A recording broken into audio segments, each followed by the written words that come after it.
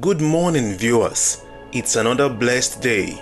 You're welcome to the Daily Fountain Devotional Summary, a daily devotional guide for a close relationship with God. This is a summary of the Daily Fountain Devotional of the Anglican Communion. This summary is by Hope Eleosi Onekpe. You are welcome. Hello, good day. You are welcome to the Daily Fountain Morning Devotion. This summary intends to bring to us understanding to God's words by the help of the Holy Spirit. Today is Monday, June 2, 2025. The topic for our today's devotion is God is taking record. Let us pray. Heavenly Father, as we prepare to hear your word in Genesis chapter 5 verses 21 to 24, we humbly ask for your wisdom and guidance. Help us to truly understand the significance of Enoch's walk with you, a life pleasing in your sight. Grant us clarity in communicating this powerful message to your people. Fill us with your Holy Spirit so that your words may not only inform but also transform hearts, illuminating the path of faith and devotion for those who hear your word. In Jesus' name we pray.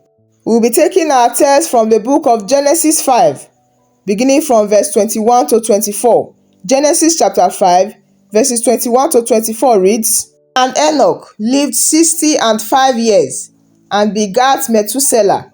And Enoch walked with God after he begat Methuselah 300 years, and begat sons and daughters.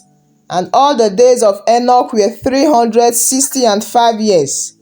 And Enoch walked with God, and he was not, for God took him.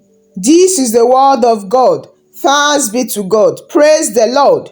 Once again, our topic for today says, God is taking record.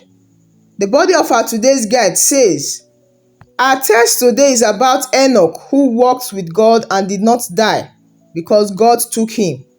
The records of those that lived before and after Enoch in the scriptures indicate names, children, and number of years lived. But the uniqueness in Enoch is that he did the will of God. In the entire Bible, Enoch and Elijah enjoyed the same transition from earth to heaven because their lives pleased God. Genesis chapter 5 verse 24, 2 Kings chapter 2 verse 11 and 12. The significance of Enoch's story is to remind every believer that God takes record of all actions, the intent of our hearts, and the place of faith in our Christian journey. As believers, we should also note that we can remain faithful even in a perverse world, because without faith, it is impossible to please God. Hebrews chapter 11 verse 6. Without faith in God, our Christian journey is in vain. It is by faith that we believe in God and the scripture. The story of Enoch is to challenge us to have faith in God and do His will.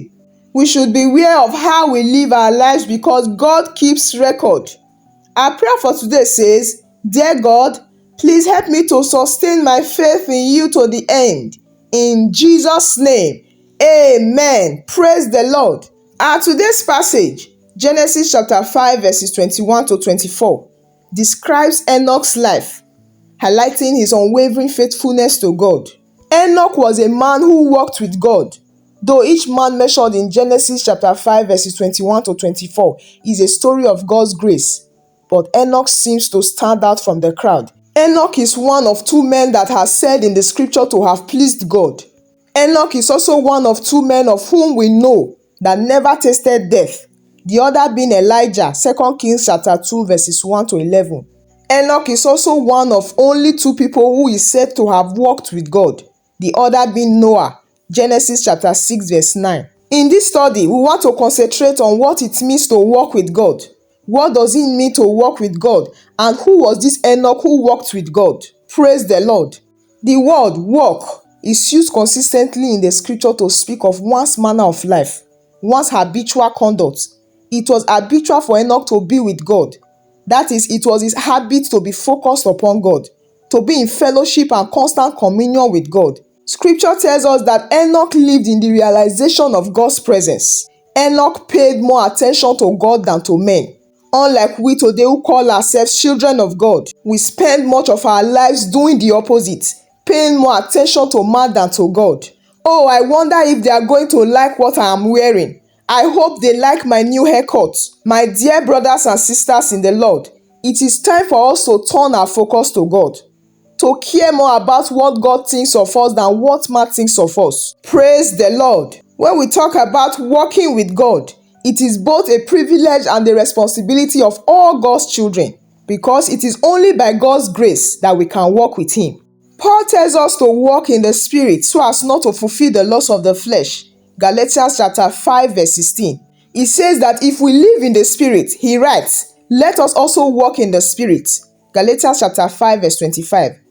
We are also told to walk in love, to walk as children of light, and to walk circumspectly, not as fools, but as wise. Read Ephesians chapter 2 verses 2, 8 and 15. Again, in the scripture, we are commanded to walk worthy of the vocation wherewith we are called, and conversely to walk not as other Gentiles walk, in the vanity of their mind. We can see that in Ephesians chapter 4. In the book of Colossians chapter 2 verse 6, Paul writes again, as ye have therefore received Christ Jesus the Lord, so walk ye in him. Praise the Lord. Enoch's walk with God was characterized by steadfast communion with God through all the ups and downs of his life. Scripture tells us that he walked with God for the first 65 years of his life, at which point he had a son, and then he proceeded then to walk with God for the next 300 years of his life. The other godly men mentioned in this genealogy are said to have lived for so many years, but Enoch not only lived, but he walked with God as he lived. So all believers are alive in Christ, but there is a distinction between being alive spiritually and walking with God. As Christians, we ought to walk with God. We ought to have the desire and commitment of King David. He says, one thing have I desired of the Lord, that will I seek after, that I may dwell in the house of the Lord all the days of my life, to behold the beauty of the Lord, and to inquire in his temple. When my father and my mother forsake me, then the Lord will take me up. Psalm 27 verses 4 and 10. Praise the Lord. In the Bible, Paul is another example of a man who walked with God. Paul walked constantly with God. Whether things were going well or not so well, he walked with God. And that's why he could write in Philippians chapter 4 verse 11. It says, not that I speak in respect of want, for I have learned in whatsoever state I am, therewith to be content. And such contentment can only be explained in terms of communion with God. Today, there are many Christians who start the race of walking with God, but at a point, they become exhausted to continue the race. There are also many Christians today, when they go to church, they become fired up after the church service, and they begin Monday on fire for the Lord. But by Tuesday, they find themselves too spiritually exhausted to continue with the same zeal. Enoch was not like that. Instead, he slowly and consistently continued his walk with the Lord. It could not have been easy. He had to daily apply effort to run consistently in the race with the Lord. Secondly, we should not confuse doctrinal correctness with walking with God. They are two different things.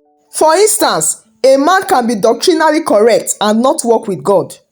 When we read the story of James and John in the book of Luke chapter 9 verses 51 to 56, James and John wanted to call fire from heaven to destroy those who did not receive their Lord, but the Lord rebuked them. So at that point, they were doctrinally correct, but they had an ungodly spirit. At that particular point in time, they were not walking with God. Praise the Lord. The first condition to walk with God is that we must be in a complete agreement with God regarding our sinful condition. Just like you and I, Enoch was a sinner, and he understood his sinfulness, and he knew that God was his only hope for salvation, and thus he walked with God. The second condition to walk with God is that we must be in a complete agreement with God with regard to his covenant. It was only by faith that Enoch was translated that he should not see death. Enoch had faith in God, knowing that it is only God that could save him from his sins. The third condition is that we must be in complete agreement with God concerning his commands. I want us to note today that we cannot walk with God if we argue with him concerning his commands. And so Enoch's example serves as an exhortation that we too can walk with God. Walking with God is nothing more or less than believing God. As we take God as his word and diligently seek him, we can walk with God. The Bible also says that without faith, it is impossible to please Him. For he that cometh to God must believe that God is the only rewarder of them that diligently seek Him. As believers, we already believe that God is, and that He exists, and that is all that He claims to be. Now let us diligently seek Him until He is found. My dear brothers and sisters in Christ, note today that it is only faith that puts us on the path of walking with God. It is faith alone in Christ alone that keeps us steadily going in the walk. Let us then look in faith alone to Christ alone and continue our walk with God. I pray for us this morning that grace to walk with God diligently may rest upon us mightily at this moment. In Jesus' name, let's bow our heads as we pray. Heavenly Father, we thank you for the example of Enoch, who walked with you and was taken away. Help us to follow in his footsteps, to strive to walk with you, not just in thoughts, but in daily obedience and devotion. Father, grant us the strength to endure trials and temptations, and help us to see your hand at work in every situation. Guide us in our decisions, and help us to choose the path that brings you honor and glory. We pray for a deeper relationship with you, a closer walk with you, and a life that pleases you. We pray this in Jesus' mighty name. Praise the Lord. Let me use this opportunity to appreciate my viewers for joining us on this channel today. I believe you've been blessed. Please do well to join us tomorrow morning again for another fresh episode of the Daily Fountain Devotion. Also, you can kindly visit and join us on Facebook and TikTok at the Daily Fountain Devotional Summary. Do remember that you are loved greatly. I wish you a blessed and fruitful day. I'll see you again tomorrow by God's grace. Thank you for joining us today. If you have been blessed and would like to have more of these, consider liking and subscribing. Share with friends and family as well. Join us tomorrow again. God bless you.